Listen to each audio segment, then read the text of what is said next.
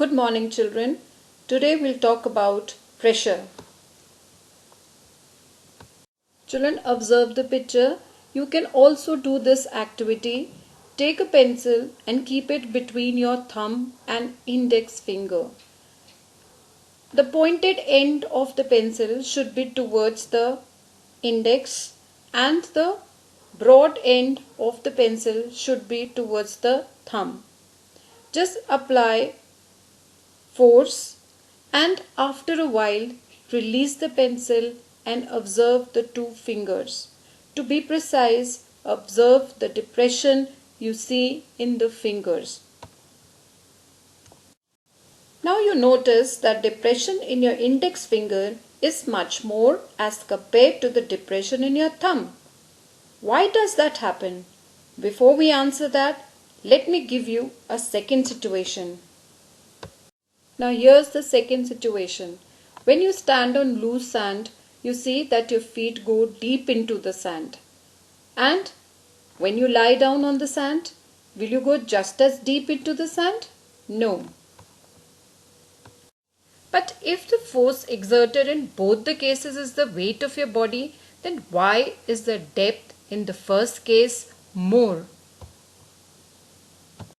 Children, all the daily activities, whether we push, whether we pull, whether we lift, whether we kick, hit, whatever we are doing, we are applying force. Now, when this force is applied on an area or on a surface, then the impact of force is said to be pressure. So, mathematically, pressure is perpendicular force applied on a particular area, right? And its SI unit is Pascal, which is, force is measured in Newton while area is meter square. So Newton per meter square is equal to Pascal. And this unit of pressure was named in honor of Blaise Pascal. He was a great scientist. He had done a lot of work in physics, in mathematics, and he was a great philosopher. Computer language Pascal is also named after him in recognition of his early computing machine, right? Now this pressure, if you see, pressure is force over area. You can see it out here that pressure and force are directly related. So if force increases, pressure will also increase. If force decreases, then pressure will also decrease. But pressure and area indirectly related, right? That means if area decreases, pressure will increase, right? It will become more. But if area increases or area becomes more, then pressure will decrease. So you can see here, more area, less pressure. Less area, more pressure. So in the first example where you had kept the pencil between your thumb and your index finger, you had noticed that the depression was, or the mark of the pencil was more on your index finger than on your thumb, right? So as the area was less towards the pointed end of the pencil, so the pressure or the impact of the force was more. And thumb side, there was less depression. Why? Because that side had a more area, so the impact of force was less. Now in the second example also, now you can make it out.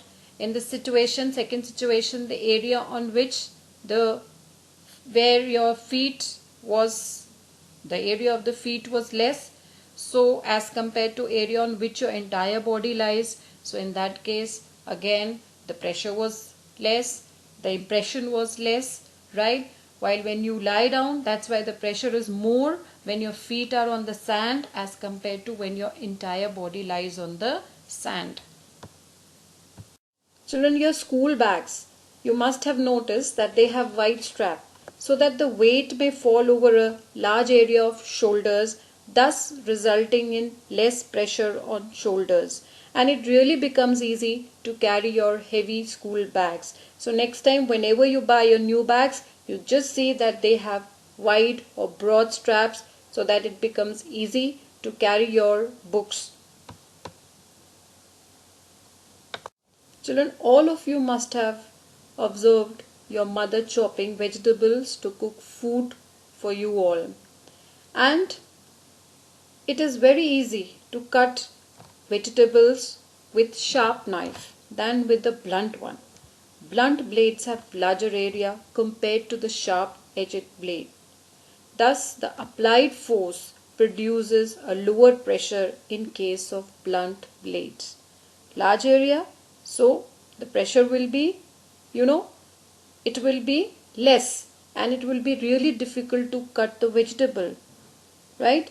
But if the area is less, that is in the case of sharp knife, it will be very easily with less effort you can cut any object. It's easy to walk on soft sand if we have flat shoes rather than shoes with sharp or pointed heel. Again the same principle, area more, pressure less. Children, have you ever noticed that the pillars holding the track of metro trains have a broad base? This is to increase the area. As pressure is indirectly related to area. This increase in area decreases the pressure and the track can manage the high load of the metro. Children, camels have to walk on sand. You all know it. So to walk fast, the feet should not sink in sand. So the feet are broad. Now broad feet means more area. More area means less pressure, right? So they will sink less, right? Similarly, elephants, they have a huge body, right? So their feet are broad, due to which the weight of the elephant is distributed better. Children, now can you answer this question? Why does the mattress sink more when I am standing compared with when I am lying? I think you can give this answer to this boy, right? Okay, try this. Try bursting a balloon with your finger and with a pointed needle. Just find out in which case it is going to burst quickly and why. Let's revise, children, what we have learned today. Pressure is equal to force over area, right? What is pressure actually? It's the impact of force on particular surface. SI unit of force is Pascal. Pressure and force are directly related. If force increases or decreases on a given surface, then pressure will also increase or decrease respectively. Pressure and area are indirectly related. If area is less, pressure is more. If area is more, pressure is less.